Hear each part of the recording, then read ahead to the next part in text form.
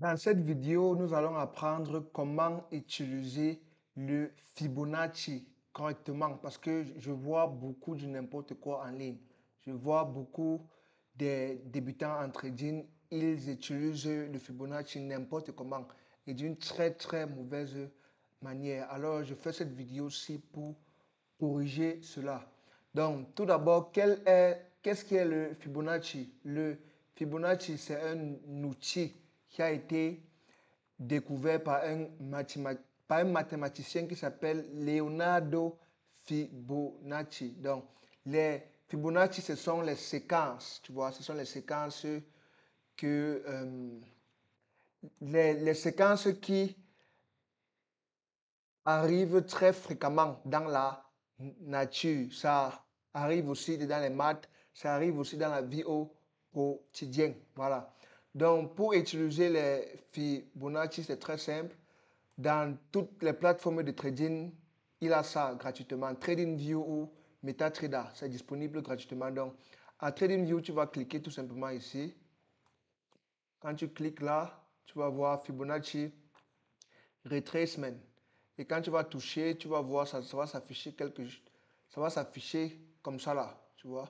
Donc, quand ça va s'afficher comme ça, moi, je vais vous recommander, donc ici, je vais entrer dans mon vrai graphique. Je vais vous recommander de changer les paramètres comme ceci. Donc, je vais vous laisser le temps de copier les paramètres. Si vous allez entrer, vous allez venir là dans paramètres tout simplement et mettre les mêmes paramètres que j'ai mis ici. Bon, je ne parle pas de la couleur, je parle juste des mêmes chiffres que j'ai mis. La même manière que j'ai mis ici et de coucher. Vous allez juste faire la même chose. N'importe quelle plateforme que tu utilises, c'est très facile. Donc, après, quand vous avez mis, bon, vous pouvez toujours mettre pause dans la vidéo et voir cela. Donc, là, voici à quoi ça ressemble. Bon, je vais un peu changer. Bon, je pense que comme ça, c'est bon. Voici à quoi le Fibonacci ressemble.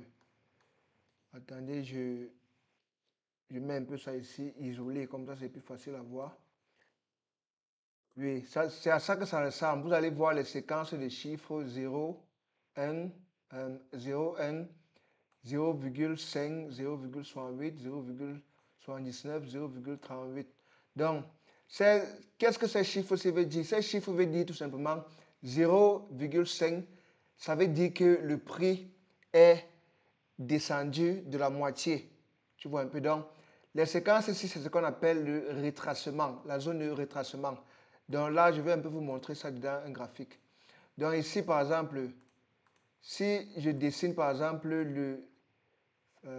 si je dessine par exemple le Fibonacci de la zone ci là, donc je vais vous montrer. Si je dessine par exemple la zone ci à ici,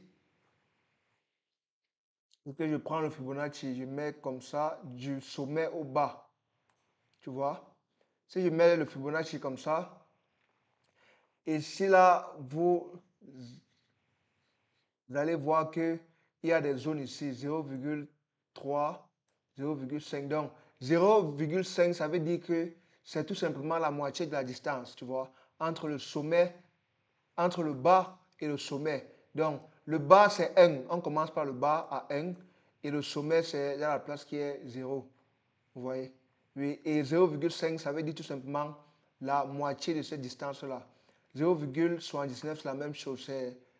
Je pense que c'est 0,79% de la distance, tu vois. Et 0,38, c'est le même concept, tu vois. Voilà.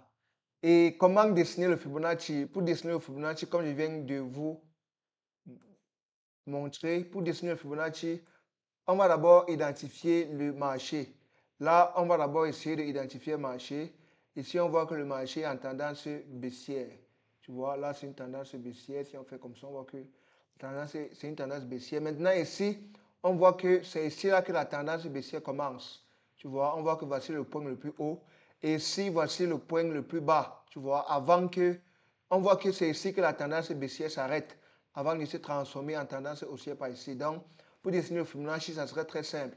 On va tout simplement prendre ici ce sommet et ce bas. et on va dessiner le Fibonacci. C'est très simple, tu vois. C'est très simple à faire. Donc, je vous conseille de mettre ça en pratique et d'essayer d'identifier ça dans différents marchés, tu vois. Fibonacci, on dessine ça au début et la fin des vagues. On ne dessine pas ça n'importe comment, tu vois. Pour être efficace, on vient d'un marché, on identifie d'abord, là par exemple, on peut identifier le marché ici, et on voit que voici le sommet et voici le bas. Maintenant, on va tout simplement prendre l'outil Fibonacci. Donc, dans une tendance baissière, j'ai oublié, dans une tendance baissière, on va prendre d'abord le sommet et jusqu'au bas, tout simplement. Ça va ser un Fibonacci bien dessiné. Maintenant, dans une tendance baissière, dans une tendance haussière comme celui-ci, on va commencer par identifier plutôt le bas. On va commencer avec le bas avant de toucher le sommet. Donc là, le bas d'abord avant le sommet. Donc le bas serait à 1. Vous pouvez voir ici là 1 sur le Fibonacci. Le bas sera à 1 et le sommet à 0. Dans une tendance baissière, c'est l'inverse. Tout simplement, c'est très simple. Très simple à dessiner. Maintenant, comment utiliser le Fibonacci? Comment utiliser? Plusieurs gens en YouTube, plusieurs gens en ligne, ils vont vous dire que quand vous tradez le Fibonacci, quand vous avez dessiné comme ça, quand le prix descend jusqu'à 0,5, vous achetez directement. On appelle ça la zone en or. 0,5 à 0,68. Quand ça descend entre là, vous achetez directement. Ou bien quand c'est dans une tendance baissière, vous faites l'inverse. Et moi, je vais vous dire que ça, c'est complètement faux. Ça, c'est une très mauvaise manière de trader parce que ça va vous faire perdre beaucoup d'argent. Donc, en base, la majorité des gens à YouTube, sur Internet, ils vont vous dire de trader le retracement. Parce que ça, là, c'est le retracement. Moi, je vais vous dire plutôt que la manière la plus efficace d'utiliser le Fibonacci, c'est d'utiliser plutôt les zones d'extension. Tu vois, ce qui est ici en haut, c'est ce qu'on appelle l'extension. L'extension, c'est les zones qui sont au-delà de 0 et 1. Tu vois, ça, ce sont les zones d'extension. Voilà. Maintenant, comment utiliser les zones d'extension? Une fois qu'on a dessiné il y a son Fibonacci, on va tout simplement attendre que le prix vienne toucher une de nos zones d'extension. Vous voyez, là, voici le Fibonacci qu'on a dessiné ici. Maintenant, le prix est en train d'avancer. On attend que ça vienne toucher notre zone d'extension. Vous voyez ici, le marché de l'or a touché parfaitement notre zone d'extension. Maintenant, une fois que ça a touché les zones d'extension, on va maintenant attendre un chandelier qui va nous dire d'entrer, un signe qui va nous dire d'entrer. Comme là, par exemple, on voit ici, voici un chandelier qui a été rejeté fortement.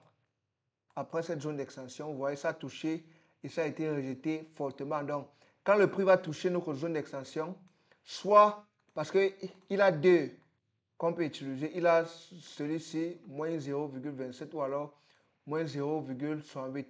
Quand ça va toucher, on va attendre une réaction des chandeliers quelque part là et avant de choisir de prendre un trade. Comme là, par exemple, on a vu une réaction, ça a touché là et ça a été rejeté.